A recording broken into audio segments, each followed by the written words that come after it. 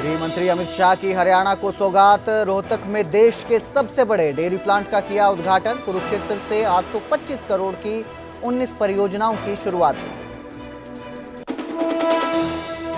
गृह मंत्री का कुरुक्षेत्र में हरियाणा की विपक्षी पार्टियों पर हमला। कहा 11 साल पहले सिर्फ एक जिले का होता था विकास। सैनी सरकार की जमकर की तारीफ। बोले बीजेपी ने सभी जिलों के विकास वाली दी सरकार। जल्द हरियाणा का दौरा कर सकते हैं पीएम मोदी। 17 अक्टूबर को पूरा होगा सैनी सरकार का 1 साल का कार्यकाल। अंबाला में वॉर मेमोरियल का उद्घाटन और गीता जयंती समारोह में कर सकते हैं शिरकत। हरियाणा में सड़कों की मरम्मत होगी आसान। सीएम नायब सैनी पंचकुला में करेंगे म्हारी सड़क ऐप की शुरुआत। ऐप पर आम नागरिक कर सकेंगे टूटी सड़कों की शिकायत। 1 साल बाद हरियाणा विधानसभा को मिला नेता प्रतिपक्ष। विधानसभा सचिवालय ने भूपेंद्र सिंह हुड्डा को लीडर ऑफ ऑपोजिशन बनाए जाने की अधिसूचना की जारी। सोनीपत में सीआरपीएफ जवान के हत्यारों का एनकाउंटर। दोनों आरोपी के पैरों में लगी गोली। पुरानी रंजिश में फौजी का किया था मर्डर।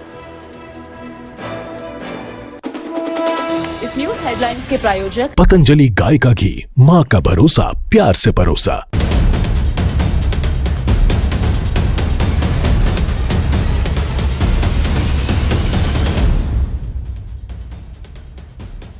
नमस्कार, स्वागत है न्यूज 18 पंजाब हरियाणा में। मैं आपके साथ कुलदीप भारद्वाज। हरियाणा प्राइम की शुरुआत करेंगे प्रधानमंत्री मोदी के साथ, क्योंकि प्रधानमंत्री मोदी जल्द ही हरियाणा का दौरा कर सकते हैं।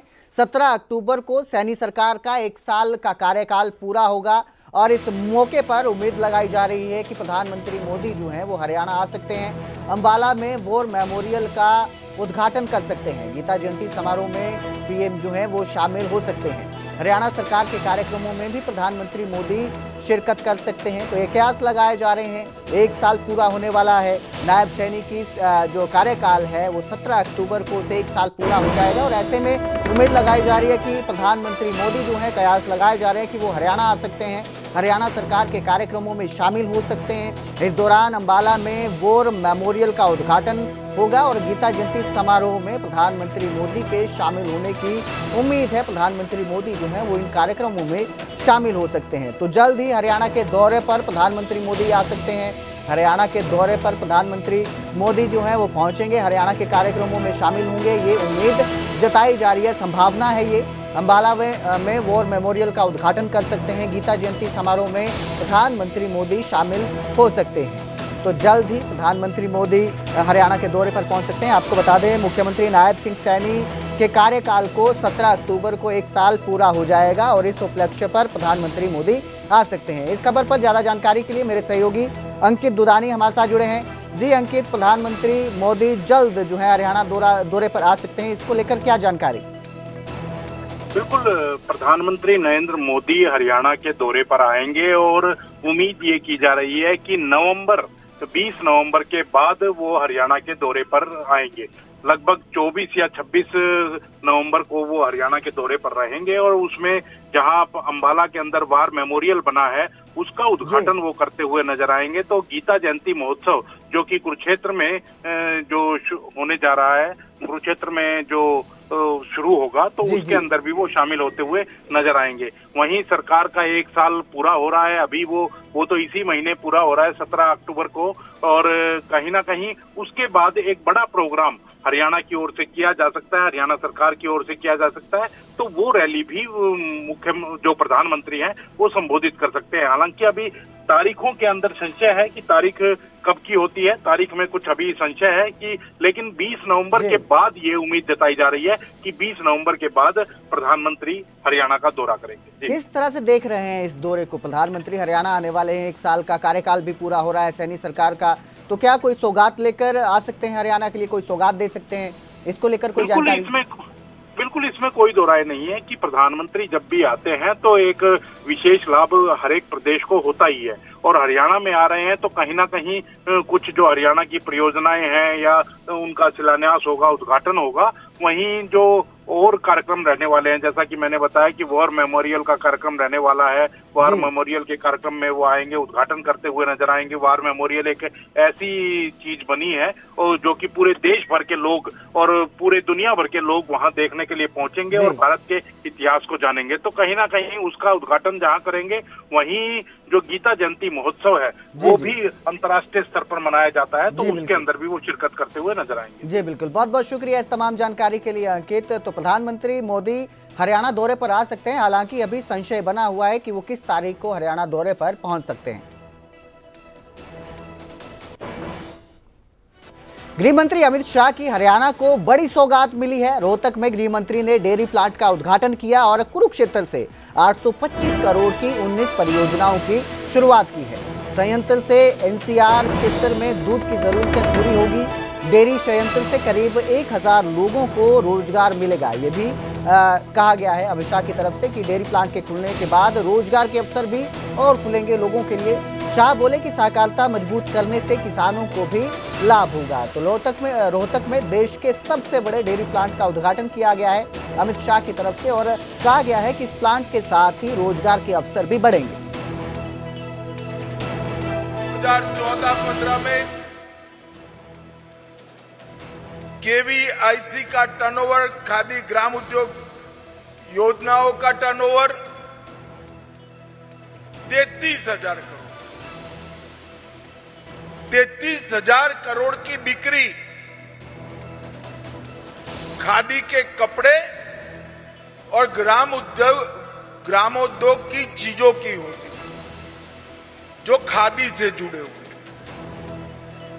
और आज उसमें बहुत बड़ी बढ़ोतरी होकर 30,000 करोड़ से 1,70,000 करोड़ तक पहुंच गए। तो वहीं गृह मंत्री अमित शाह ने कुरुक्षेत्र से विपक्ष पर सीधा हमला बोला और कहा कि पहले सिर्फ एक जिले का विकास होता था। अमित शाह ने सैनी सरकार की भी जमकर तारीफ की। उन्होंने कहा कि बीजेपी ने सभी जिलों में संतुलित विकास किया है। हरियाणा में अब सबको समान विकास का लाभ मिलेगा। तो विपक्ष पर हमला किया उन्होंने कहा विपक्ष पर कि पहले सिर्फ एक जिले का ही विकास होता था, लेकिन अब बीजेपी सरकार जो है वो सभी जिलों का समान विकास कर रही है। सभी जिलों को समान विकास का लाभ मिल रहा है। तो डायरेक्ट सीधा हमला विपक्ष पर किया गृह मंत्री अमित शाह ने कुरुक्षेत्र से। हरियाणा में भारतीय जनता पार्टी की सरकारों ने, पहले मनोहर लाल खट्टर जी ने और अब नायब सिंह सैनी ने हरियाणा के विकास में कोई कसर नहीं। वरना हरियाणा तो ये प्रदेश है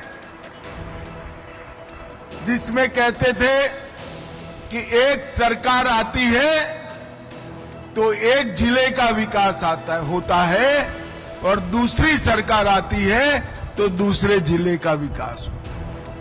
बाकी का हरियाणा लाइन में ही खड़ा रह जाता है।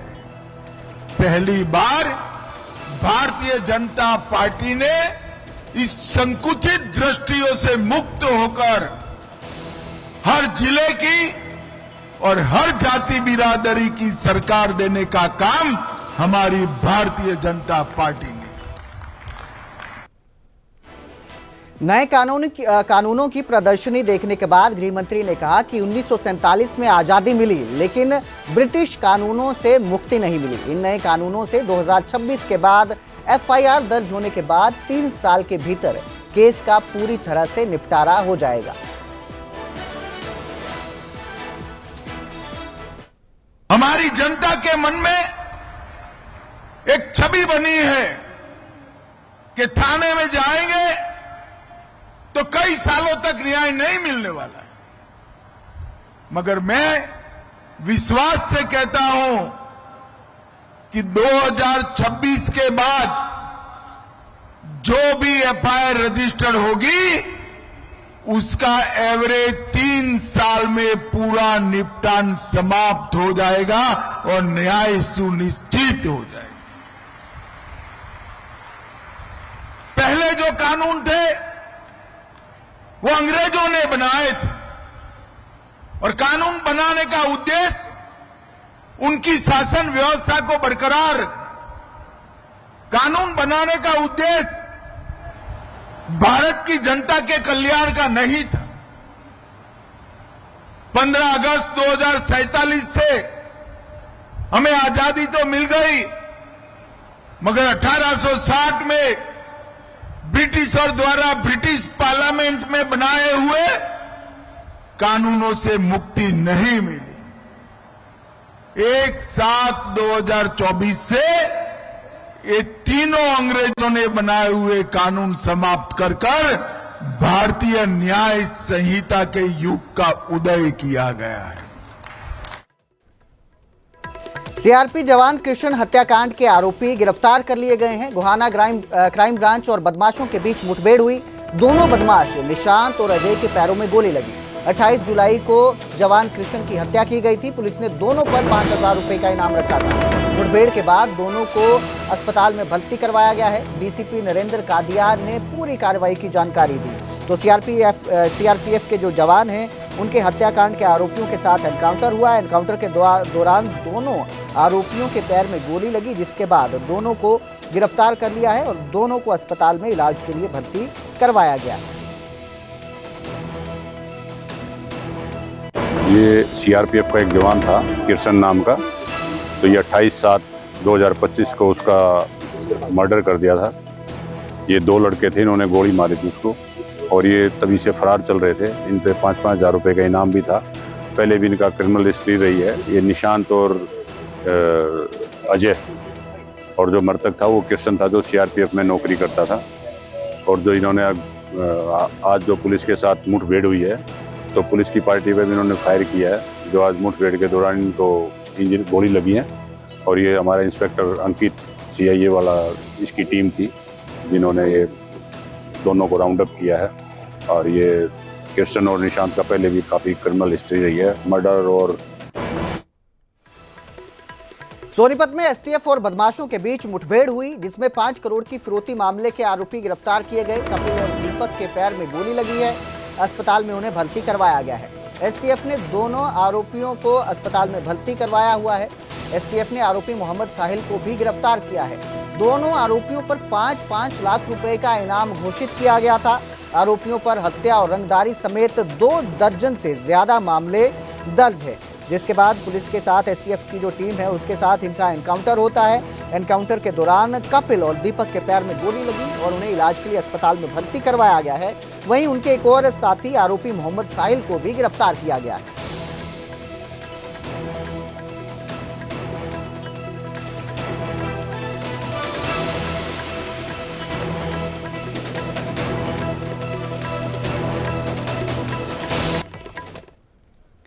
अब बात करेंगे जींद की, जहां आईएमटी जमीन पर विवाद के बाद सरकार का यू टर्न देखने को मिला। अब नए तरीके से जमीन का अधिग्रहण किया जाएगा। किसानों की सहमति से जमीन का अधिग्रहण होगा।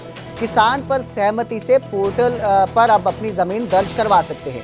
तो किसान अब सहमति से अपनी जमीन पोर्टल पर दर्ज करवा सकते हैं। पिछले सारे रजिस्ट्रेशन अब रद्द कर दिए गए हैं।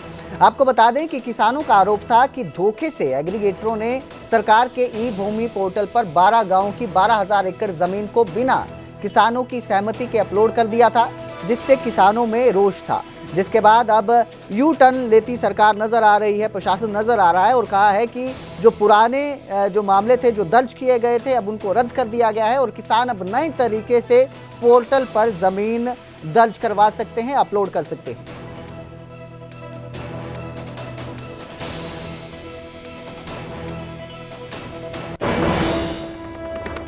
कुरुक्षेत्र में 3 नए क्रिमिनल कानूनों को लेकर प्रदर्शनी लगाई गई थी। उद्घाटन किया गया अमित शाह की ओर से इसका और इस मौके पर हरियाणा सरकार के कैबिनेट मंत्री और बीजेपी के वरिष्ठ नेताओं ने इस पहल की सराहना की। न्यूज 18 ने महिपाल ढांडा, कृष्ण बेदी, गौरव गौतम, मोहनलाल बडोली और कार्तिकेय शर्मा से खास बातचीत की, जहां उन्होंने इस न्याय व्यवस्था में बड़ा सुधार बताया।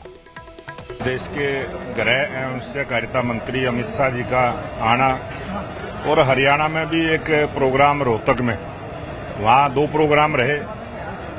सहकारिता विभाग का एक प्लांट का उद्घाटन और खादी उत्सव के रूप में जो एक बड़ा प्रोग्राम और देश के अनेक प्रांतों में भी कई योजनाओं का उद्घाटन रोहतक से किया और उसी प्रकार से यहाँ कुरुक्षेत्र से भी कई परियोजनाओं का उद्घाटन किया है। लगभग 825 करोड़, मैं तो ये मानता हूँ आज 900 करोड़ से ज्यादा की सौगात हरियाणा को देश के गृह और सहकारिता मंत्री अमित शाह जी दे के गए हैं। देखिए, 1860 के अंग्रेजों के बनाए गए कानूनों की वजह से इस देश की जनता त्रस्त थी सही मायने में, क्योंकि अंग्रेजों ने अपने शासन को चलाने के लिए अपने हिसाब के अपने तरीके के कानून बनाए हुए थे। माननीय प्रधानमंत्री नरेंद्र मोदी जी ने अपने देश के कानून बनाकर, अपने लोगों के लिए कानून बनाकर, देखिए,